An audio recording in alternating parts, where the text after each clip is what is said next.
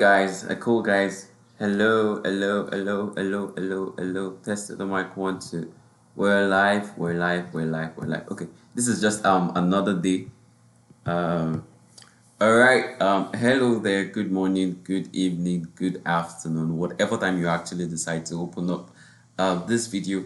This is another check-in, day two for the challenge, 100K in 30 days, day two for the challenge.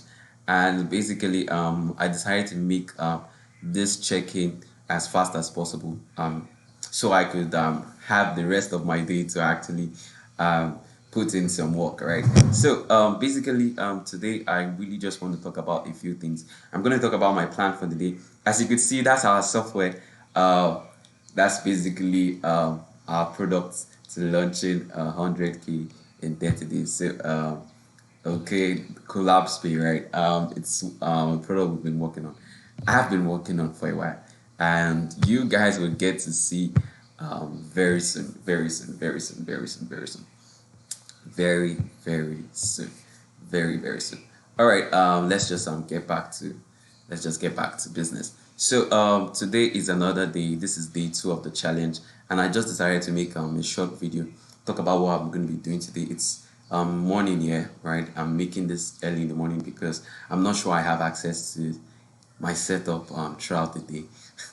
I mean, specifically the laptop I'm using. But glory to God. So I wanted to talk about a few things today. Today I'm going to tweak a few more things on the project side of things. Work on more resources that we're going to be giving out, right? And I mean that's quite the overview for what I have planned to do. But just for the check-in, just like I said, I would be sharing every detail, every single step of the way.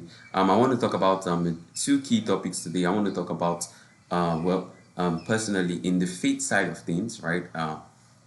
If you're watching this in the public space, you probably might not get full detail of everything I'm going to walk through in this video. If you would love to get full detail, there probably will be a link to join the private community where the challenge is really going on. So you can join the private community where you get access to all of this raw. So I might put a few breaks in the video, but personally, I just want to talk about early this morning I was praying, and I want to talk about the very big juice for this. The very big juice for this is the fact that I had mentioned on the previous video how it's important for me to keep one thing in mind all through this journey, right? To keep one thing in mind, which was one of the first things I discussed at the very beginning of the challenge, right? To keep in mind and be reminded that this is not really my goal, right?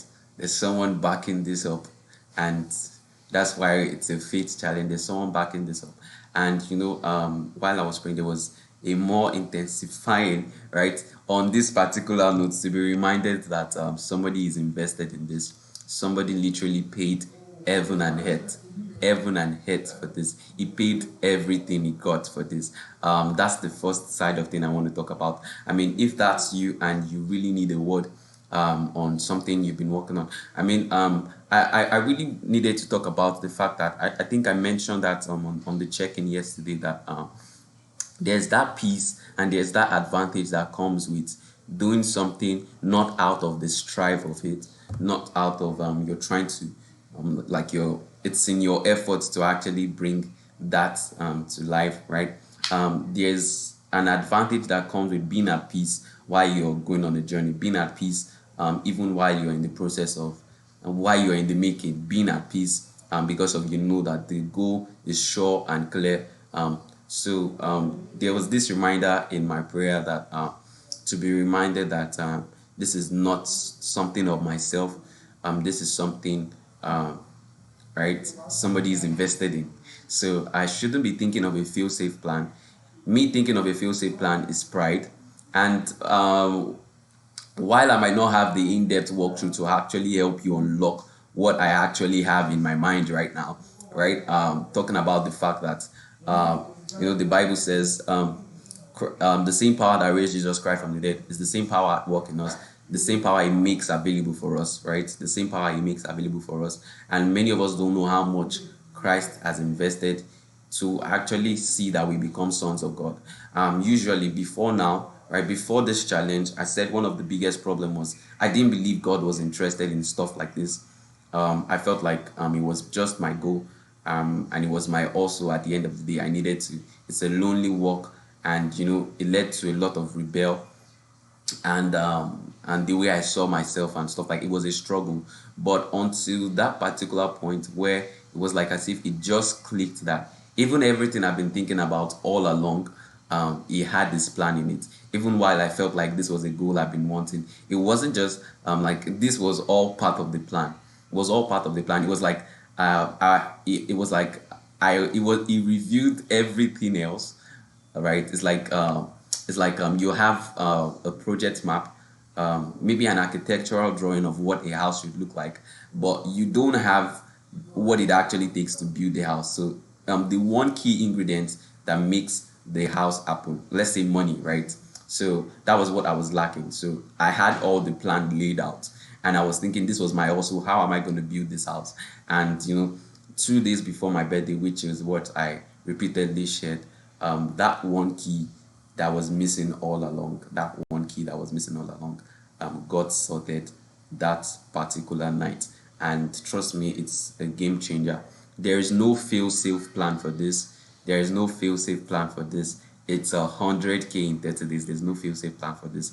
And literally, this is how we show that, yeah, there is no fail safe plan. I tell you, there's no fail safe plan, and neither is there. I mean, the fact that I think I still have another topic I want to talk about, but the fact that somebody that God didn't choose to, like, why, when we talk about God and we talk about his sovereignty, all powerful, and and most people would assume or want to think that it was just a fraction of God's power that actually raised Jesus from the dead. So meaning God was just like, it was quite a flex, and and it was like just sent a very tiny little bit of his power and like go raise Jesus from the dead. I know I'm God either ways, but the Bible said that's power, right? He gave it all, like all of everything. Now, for you to understand the concept of what all actually means, you see that when we actually got saved, the Bible now says we've been placed far above principalities, and or every one of them will be placed far above, because the victory we now have, when the Bible says more than conqueror, the victory we now have is not something you can strive for. You can't strive for it in your entire life. You can't put together the effort to actually attain this victory we already have. And that is what I needed to keep myself in check for. Making sure that there is no strife in this. There is no strife that I'm trying to protect my image. I'm trying to protect my idea or some things, right? There's no strife for this. I should be reminded that he is invested all the way, all the way, all the way. And some of you might still have that conflict that why would you say, at least if there is God's power available, why would you use it for money goals instead? Well, that's your issue to settle. You would have to go and settle that personally for yourself, because I mean, you have to go settle that personally. It's not that you think that way. Why some people, those are the things we really want to break free from. That's why it's the jailbreak. The jailbreak had been a a roadmap, or what should I call it, a community the Lord had laid in my heart for a very long time. That was since Corona, which was 2020, 2021, the jailbreak. And what the jailbreak is really about is, breaking free from every the traditional mindset we've usually had. I mean, most of us have been raised in some church setting that were not actually what God really wanted. Why we like church religion. Some of us have been raised in some religious setting that while the goal was supposed to make us more like Christ, it made us into a cage. It made us slaves. It made us there's so much to know. If you're not yet if you're not yet unlocking these things, there's so much on the other side. There's so much on the other side. I don't know it all. There's so much I'm yet to know. And that's what the jailbreak community is really all about. So yep, that's the first part for the day I really want to talk about. Now to the next part, which is what I've been meaning to talk about. I guess I rather would have made another video, but I rather just do it once and for all, and let's know we checked in for day 2, 100K in 30 days. Okay, so for the next topic I want to talk about, if you're building in business and you're finding it hard to charge high, there's quite a competition out there, right? There's quite a competition out there, and I really just wanted to talk about it. How to increase your prices, right? How to increase your prices, where the value really is.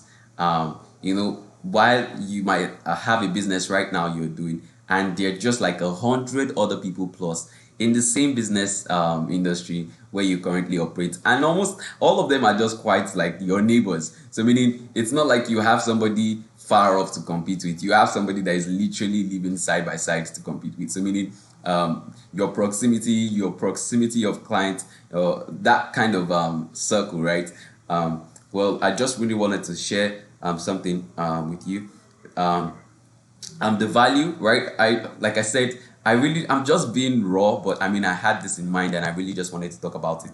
How to charge more in your prices, how to make sure you're not becoming another commoditized person, another commoditized option in the market, which is about your pricing. Now, to give the juice about charging high tickets, the juice is not really in service, right? Now, if there are a million of you on the same market field, right, and you want to make more money than every other person, the juice is not in your service. The juice is in the intangible deliverables that come with your service. So now that's what I want to talk about. Now, I've always known this. I'm trying to find the best way to actually put this together to actually convey the message. But for you to make more money, right, in a market of very competitive people, right, you don't make money by leveling up your skill. Trust me, it's not going to be your skill. You don't make money by leveling up your skill. Those things would they only make a small fraction in they only make a small fraction change, right? I mean, because you're quite a lot in the market, and everybody is focused on that. Everybody's focused on upping their games, making good quality and stuff like that. I mean, the competition is really going to be tough for you on that side of things, because that growth part of things is where everybody is also focused on. But the one thing you want to focus on is the intangible part of things that actually comes with your service, the experience. What else? Like, I mean, if I probably want to launch an offer today, right? I would look for offers where my pricing are not directly tied to a result, right? I'm teaching you how if you want to charge high tickets, your pricing are not stuff that should be directly tied to a result or directly tied to a service. I mean, if your pricing if your pricing are directly tied to your services, trust me, it's going to be hard for you to scale. You're going to compete with a million other people in the market. Now, what do I mean by your pricing directly tied to your service? Now, if you go to the market now, how much does it cost to fulfill a service? How much, maybe you're a designer, how much does it cost to fulfill a design service? Generally, everywhere, maybe some people say averagely to fulfill a design service, it would cost you $20 per this per design, or $20 or $50 per screen, maybe if you're a UI UX designer, or $200 per screen. I mean, there's always an industry standard of what everybody prices at. There's always an industry standard. So usually when new people come into the market and trying to get started, they look at what every other person is charging, and make an average of it, and they rather like somewhere below, just like a low entry level and stuff like that. But trust me, if you really want to make money in this market, it's going to be hard for you to scale that way. It's going to be hard for you to scale that way. You could drop your comments, if, your questions and anything you have down below. I definitely will try to answer them. But if you want to scale, starting that way, it's really going to be hard for you to scale, because your pricing has been directly tied to the value you're offering, which is a tangible service, right? You're probably giving it a deliverable. The deliverable is in your design, maybe the quality, your design, the amount, the effort, right? These are your deliverables. These are your deliverables. Then these are the things that have been directly tied to how much you can charge.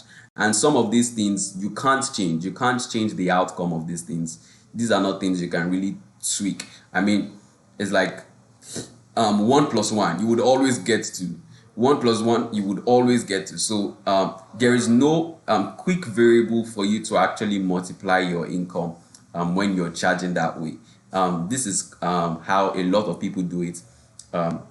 They pick a random price, not a random price. They look at all the prices in the market, make an average of that, and that's what they decide to charge.